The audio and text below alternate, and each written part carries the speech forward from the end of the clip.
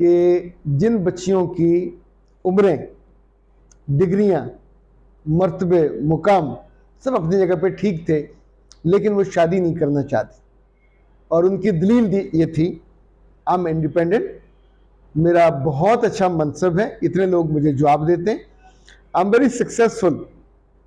मैं बहुत समझदारी के साथ अपने काम करती हूँ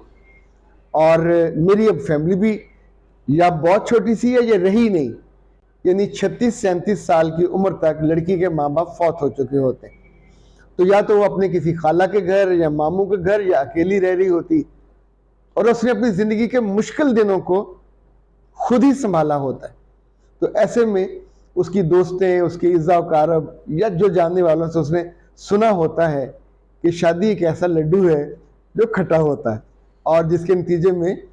उसको वो मोहब्बत भी नहीं मिलेगी, वो इंडिपेंडेंस नहीं मिलेगी, वो चाहत और यानी जो जिस मनसब पे वो है, अगर वो 1-2 लाख रुपया कमा रही है तो वो सोचती है आई एम कंफर्टेबल। तो ऐसे में एक एक साल नहीं, एक एक महीना बहुत कीमती होता है जो उनकी ज़िंदगी से ज़ाया हो जाता है।